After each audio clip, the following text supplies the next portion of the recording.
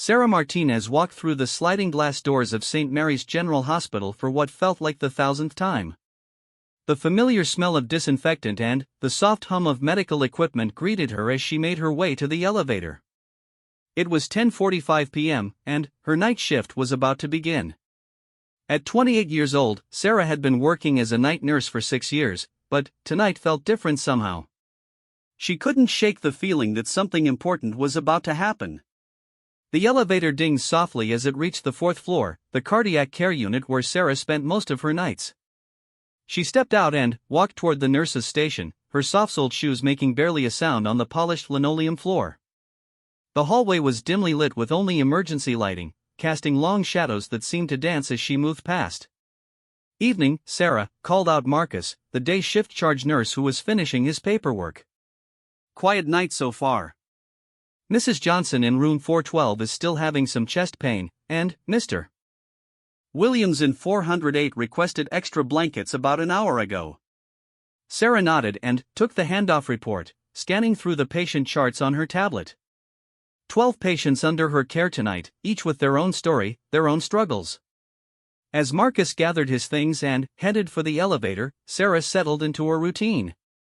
She began her rounds, checking on each patient, ensuring their medication schedules were up to date, and making sure they were comfortable. Room by room, she moved through the unit with quiet efficiency. Most of the patients were sleeping, their breathing steady and monitored by the soft beeping of machines. In room 403, she found Mrs. Chen, an elderly woman who had been admitted 3 days ago with heart palpitations. The woman was awake, staring at the ceiling with worried eyes. "Can't sleep again?" Sarah asked softly, pulling up a chair beside the bed. Mrs. Chen turned her head and smiled weakly. "The nights are so long here," she whispered. "I keep thinking about my garden at home. The roses probably need watering." Sarah spent 10 minutes talking with Mrs. Chen about her roses, about the different varieties she grew, and how she had been tending her garden for over 30 years. It wasn't part of her official duties, but Sarah believed that healing involved more than just medicine. Sometimes people needed someone to listen, someone to remind them that they were more than just a patient number. Down the hall in room 407, she checked on Mr. Patterson, a construction worker who had suffered a heart attack while on the job. He was sleeping fitfully, occasionally mumbling in his sleep. Sarah adjusted his blanket and checked his foreline. His wife had been there earlier, sitting in the uncomfortable hospital chair for hours before the staff finally convinced her to go home and get some rest. The night continued in its familiar rhythm. Sarah administered medications, updated patient charts, and responded to call lights. Around 2 a.m., she took her break in the small staff room, microwaving leftover pasta and scrolling through her phone. She had 3 missed calls from her sister, probably wanting to chat about weekend plans, but Sarah would call her back in the morning. What Sarah didn't realize as she ate her quiet meal was that someone had been watching her work for weeks. Dr. Elizabeth Harper, the hospital's chief of cardiology, often worked late into the evening, catching up on research and reviewing difficult cases. From her office window, she had a clear view of the cardiac unit, and she had noticed Sarah's dedication to her patients. Dr. Harper had been working at St. Mary's for 15 years, and she had seen many nurses come and go. Some were technically competent but lacked compassion. Others were kind but struggled with the demanding medical requirements. Sarah was different. She seemed to have found the perfect balance between clinical excellence and genuine care for her patients. Earlier that week, Dr. Harper had received a letter from Mrs. Rodriguez, a former patient who had been under Sarah's care during a difficult recovery period. The letter praised Sarah's kindness and professionalism, mentioning how the nurse had taken extra time to explain medications and had even helped Mrs. Rodriguez call her son in another state when she was feeling particularly anxious one night. That wasn't the first letter Dr. Harper had received about Sarah. Over the past 6 months, she had received similar praise from patients and their families. Most of these commendations never reached the nurses themselves. They were filed away in personnel folders, noted during annual reviews, but rarely celebrated in any meaningful way. As Sarah returned to her rounds after her break, she noticed a new admission being wheeled into room 410. The paramedics were transferring an elderly man from their gurney to the hospital bed. Sarah quickly reviewed his chart on her tablet. Frank Morrison, age 73, brought in with severe chest pain and irregular heartbeat. His condition was stable but required careful monitoring throughout the night. After the paramedics left, Sarah introduced herself to Mr. Morrison, who was conscious but clearly frightened. His hands were shaking slightly, and he kept asking about his wife. "She was supposed to follow in our car," he said, his voice weak but urgent. "I don't know if she made it here safely. She doesn't drive well at night." Sarah assured him that she would check with the front desk and see if his wife had arrived. She completed his initial assessment, noting his vital signs and ensuring his comfort before stepping out to make the call. Sure enough, Mrs. Morrison was in the waiting room, too anxious to leave but too worried to sleep.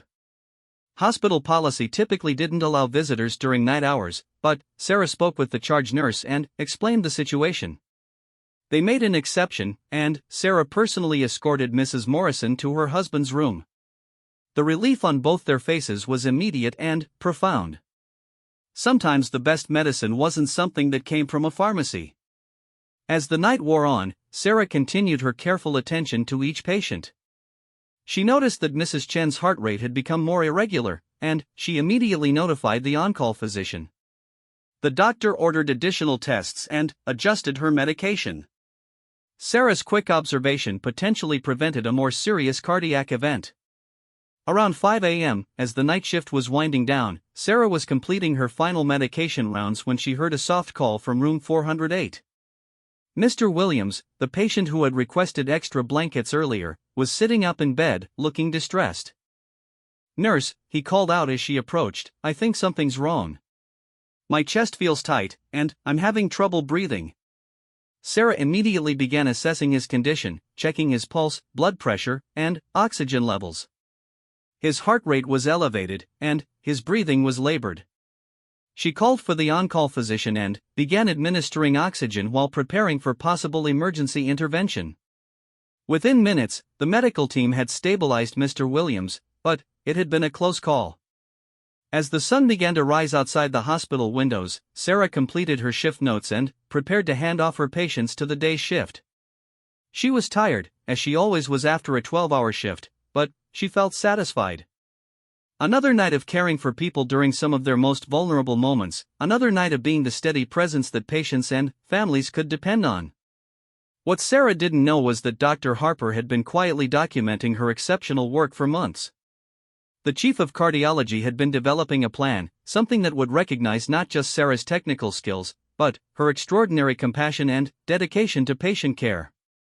The plan would soon change Sarah's life in ways she could never have imagined. As Sarah gathered her belongings and prepared to leave the hospital, she exchanged pleasantries with the incoming day shift nurses. She gave her report to Jennifer, who would be taking over her patients, making sure to mention Mrs. Chen's medication adjustment and Mr. Williams' earlier episode. The morning sun was bright as Sarah walked to her car in the hospital parking lot. She was looking forward to going home, taking a shower, and getting some sleep before her next shift. She had no idea that her quiet dedication and countless acts of kindness were about to be rewarded in a way that would transform not only her own career, but potentially the lives of countless future patients. 3 weeks after that eventful night shift, Sarah received an unexpected call during her lunch break. She was sitting in the hospital cafeteria, eating a sandwich and reviewing patient charts when her phone buzzed. The caller ID showed the hospital's main number, which was unusual since she was already at work. "Ms. Martinez? This is Dr. Harper's office. The chief of cardiology would like to meet with you this afternoon at 3 p.m. Are you available?" The voice belonged to Linda, Dr. Harper's secretary, and she sounded formal but friendly. Sarah's heart skipped a beat. In 6 years of working at the hospital, she had never been called to meet with the chief of cardiology. Her mind immediately raced through possible reasons. Had she made a mistake? Was there a complaint about her care? She tried to think of anything that might have gone wrong recently, but couldn't come up with anything concerning. "Yes, I can be there," Sarah replied, trying to keep the nervousness out of her voice. "Is everything all right? Is this about a patient?" Dr. Harper will explain everything when you meet, Linda said kindly. Don't worry, it's nothing negative. Just come to our office on the 7th floor at 3 p.m. The rest of Sarah's shift dragged by slowly. She found it difficult to concentrate on her tasks, constantly wondering what the meeting could be about. She confided in her colleague Jennifer during their break. Maybe you're getting a promotion, Jennifer suggested optimistically. Or maybe she wants to ask you to join a special committee or something. At exactly 3 p.m., Sarah knocked on Dr. Harper's office door. Come in, came the response from inside. Sarah entered to find Dr. Harper sitting behind a large desk covered with medical journals, patient files, and what appeared to be research papers. The office walls were lined with diplomas, awards, and photographs of Dr. Harper at various medical conferences. Dr. Harper looked up from her paperwork and smiled warmly. She was a woman in her early 50s with graying hair pulled back in a neat bun and kind eyes behind wire-rimmed glasses. Despite her prestigious position, she had a reputation for being approachable and genuinely caring about both patients and staff. Please, sit down, Sarah, Dr. Harper said, gesturing to one of the comfortable chairs in front of her desk. Thank you for coming. I hope I didn't interrupt anything important. Not at all, Dr. Harper, Sarah replied, settling into the chair but still feeling anxious about the purpose of the meeting. Dr. Harper leaned back in her chair and studied Sarah for a moment.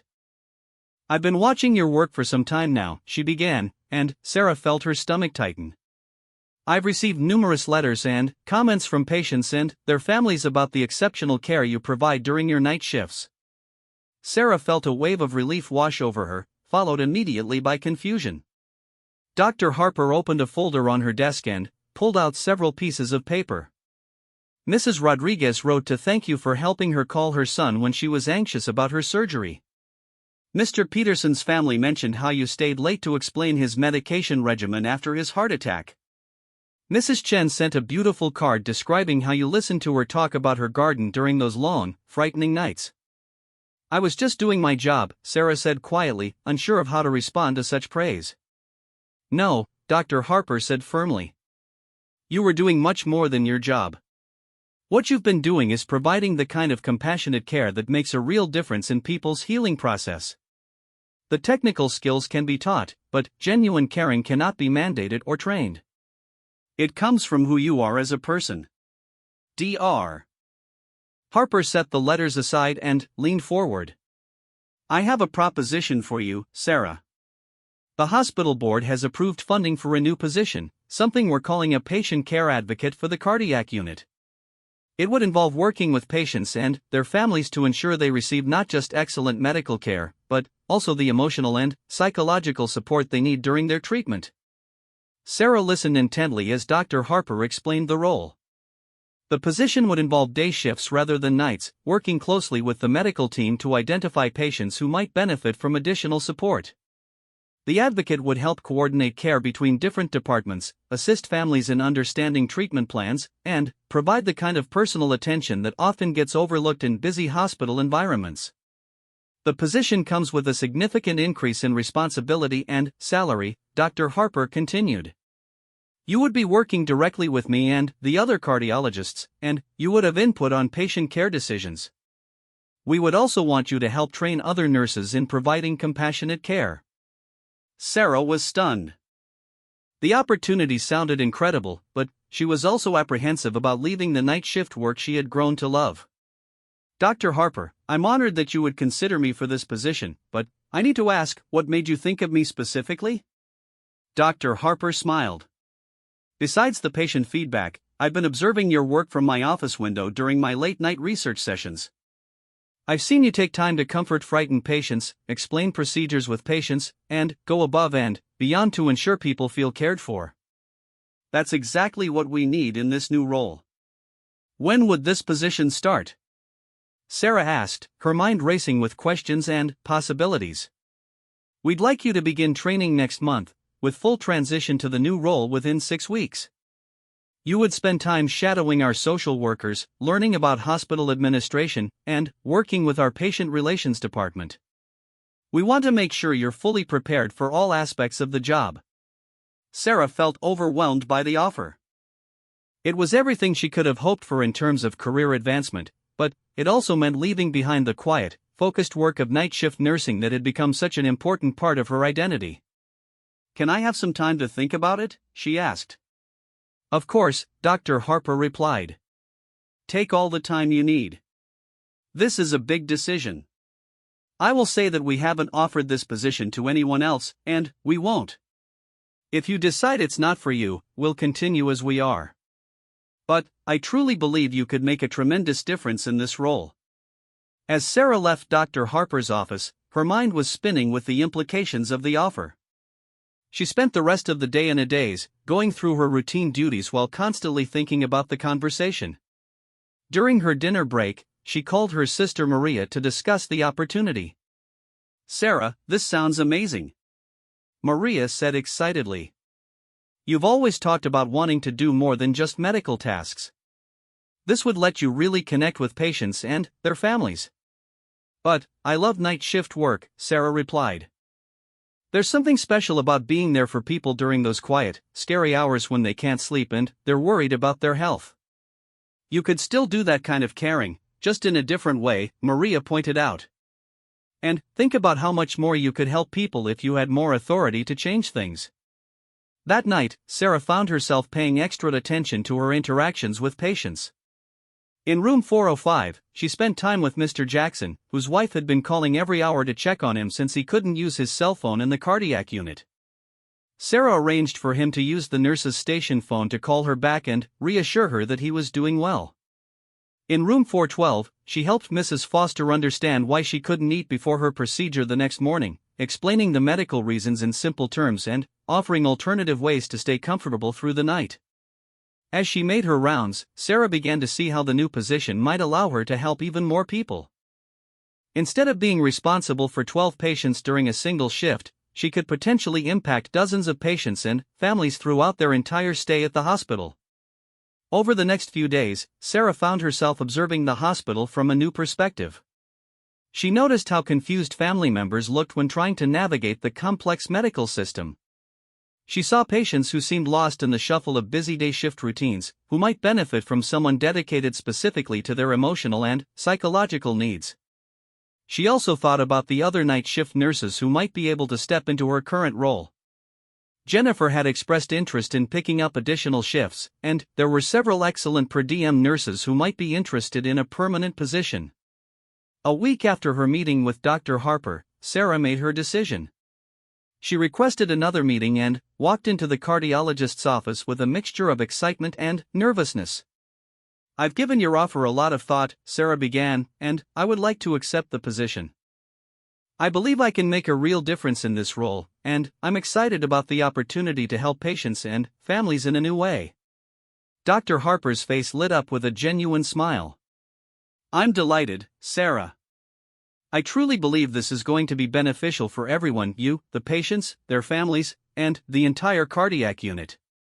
As they discussed the details of the transition, Sarah felt a sense of anticipation she hadn't experienced in years. She was about to embark on a new chapter of her nursing career, one that would allow her to use all the compassion and dedication she had developed during those quiet night shifts in ways she had never imagined possible. 6 months into her new role as patient care advocate, Sarah stood in the cardiac unit conference room presenting her quarterly report to the hospital board. The transformation in both her professional life and the patient care statistics was remarkable. What had started as one doctor's observation of a dedicated night nurse had evolved into a hospital-wide initiative that was changing lives. Patient satisfaction scores in our cardiac unit have increased by 43% since the implementation of the Patient Care Advocate program, Sarah reported, clicking to her next slide. Average length of stay has decreased by 1.2 days, and readmission rates have dropped by 18%. The numbers were impressive, but Sarah knew they represented something much more meaningful than statistics. Behind each percentage point were real people whose hospital experience had been transformed by having someone dedicated to their emotional and psychological needs during one of the most frightening times of their lives. She thought about Mrs. Patterson, whose husband had died unexpectedly during his recovery from bypass surgery. Sarah had spent hours with the grieving widow, helping her navigate the complex emotions of loss while also ensuring she understood the medical decisions that had been made. Traditional nursing staff simply didn't have the time for that level of support. Or Mr. Kim, a recent immigrant whose language barrier had made his cardiac treatment incredibly stressful for both him and his family. Sarah had worked with hospital interpreters and social workers to create a comprehensive communication plan that ensured Mr. Kim understood every aspect of his care. She had even helped his daughter learn to monitor his blood pressure and medications at home. The success of Sarah's program had not gone unnoticed beyond St. Mary's Hospital. Dr. Harper had presented their results at a national cardiology conference, and several other hospitals had reached out asking for guidance on implementing similar programs. Sarah had been invited to speak at 2 upcoming conferences about the integration of emotional care into cardiac treatment. What surprised Sarah most about her new role was how much it had expanded her understanding of patient care. During her night shift years, she had focused primarily on individual patients during their immediate hospital stay. Now she was involved in discharge planning, family education, and even follow-up care coordination that extended weeks beyond a patient's time at the hospital. Her typical day now began at 7 a.m. with rounds alongside the cardiology team. She would identify patients who might benefit from additional support, whether due to anxiety about their diagnosis, complex family situations, or difficulty understanding their treatment plan. Unlike her night shift work, which had been largely reactive, this role allowed her to be proactive in addressing problems before they became crises. One of her favorite success stories involved the Rodriguez family. 17-year-old Miguel had been born with a congenital heart defect that required surgery just before his high school graduation. His parents spoke limited English, his younger siblings were frightened about their brother's condition, and Miguel himself was devastated about potentially missing graduation and college plans. Sarah had worked with the family for 3 weeks, coordinating with social services to arrange childcare for the younger children during Miguel's surgery, helping the parents understand the surgical procedure and recovery process, and working with Miguel's school to arrange for home tutoring during his recovery. Most importantly, she had advocated for Miguel's surgery to be scheduled in a way that would allow him to attend his graduation ceremony. The day of Miguel's graduation, Sarah received a photo from his mother showing Miguel in his cap and gown, healthy and smiling, surrounded by his proud family. It was moments like these that confirmed she had made the right decision in accepting Dr. Harper's offer. But the transition hadn't been without challenges. Moving from night shift to day shift meant adjusting to a much busier, more chaotic hospital environment. The cardiac unit during the day was filled with procedures, doctor visits, family meetings, and constant activity. Sarah had to learn to provide emotional support while navigating a much more complex social and medical landscape. She also had to develop new skills that hadn't been part of her nursing training. Understanding insurance coverage and discharge planning required knowledge of healthcare systems beyond just medical care. Learning to facilitate family meetings and communicate with social workers, chaplains, and case managers had expanded her role far beyond traditional nursing duties. The most challenging aspect had been learning to balance her natural inclination to spend unlimited time with patients against the reality that she now had responsibility for dozens of patients and families simultaneously. During her night shift years, she could spend 30 minutes talking with a worried patient about their garden or their grandchildren. In her new role, she had to learn to provide meaningful support more efficiently while still maintaining the personal connection that made such a difference. Dr. Harper had been an incredible mentor throughout the transition. She had arranged for Sarah to shadow experienced social workers, attend family therapy training sessions, and even audit graduate-level courses in patient advocacy and healthcare administration. The hospital had invested significantly in Sarah's professional development, recognizing that her unique combination of clinical expertise and natural compassion was rare and valuable. 1 year after accepting the position, Sarah was approached by the hospital administration about expanding the patient care advocate program to other units. The success in cardiology had been so dramatic that they wanted to implement similar positions in oncology, pediatrics, and surgical units. "We'd like you to lead the development of this hospital-wide program," explained Dr. Richard Coleman, the chief medical officer. You would be responsible for hiring and training additional patient care advocates, developing standardized protocols, and overseeing the program's implementation across all units. The offer came with another significant promotion, including the title of Director of Patient Advocacy and a substantial increase in salary and benefits. More importantly to Sarah, it represented an opportunity to multiply her impact exponentially. Instead of directly helping dozens of patients each month, she could help develop a system that would support hundreds or even thousands of patients and families. Sarah accepted the promotion, and, over the following 6 months, she hired and trained 5 additional patient care advocates. Each brought their own background and expertise to the role. Maria Santos, a former social worker, was assigned to the oncology unit where her experience with grief counseling was particularly valuable. James Thompson, a nurse with pediatric experience, took on the children's unit where his ability to connect with both young patients and their parents was essential. The program's success began attracting attention from medical researchers interested in studying the connection between emotional support and medical outcomes. Sarah found herself collaborating with academic researchers on studies examining how patient advocacy affected everything from medication compliance to surgical recovery times. Dr. Sarah Martinez, as she was now addressed after completing her master's degree in healthcare administration through the hospital's educational support program, had become a recognized expert in patient advocacy. She was invited to speak at conferences, consult with other hospitals, and even testify before state legislators about the importance of emotional support in healthcare. But, despite all the professional recognition and career advancement, Sarah never forgot the quiet moments that had shaped her approach to patient care. She still remembered Mrs. Chen talking about her roses during those long night hours, Mr. Morrison's relief when his wife was allowed to stay with him, and countless other small moments when her presence had made a difference in someone's most vulnerable time. On quiet Friday afternoons, Sarah sometimes walked through the cardiac unit during the day shift change, watching the new night nurses begin their rounds. She would see them checking medications, updating charts, and settling patients in for the night, just as she had done for so many years. Sometimes she would stop and chat with a patient who seemed anxious or lonely, offering the same kind of presence she had provided during her night shift years. The night nurse who had once gone unnoticed was now leading a transformation in how hospitals approached patient care. Her story had become an inspiration to nursing staff throughout the hospital, demonstrating how dedication and compassion could evolve into system-wide change that benefited countless people. As Sarah reflected on her journey from quiet night nurse to hospital director, she realized that everything had changed, yet the core of her work remained the same.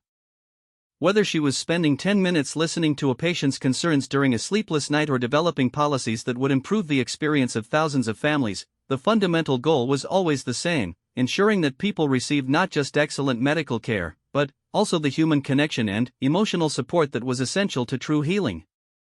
The night nurse had finally been noticed, and the ripple effects of that recognition continued to transform lives in ways that Sarah could never have imagined during those quiet midnight rounds that had started it all.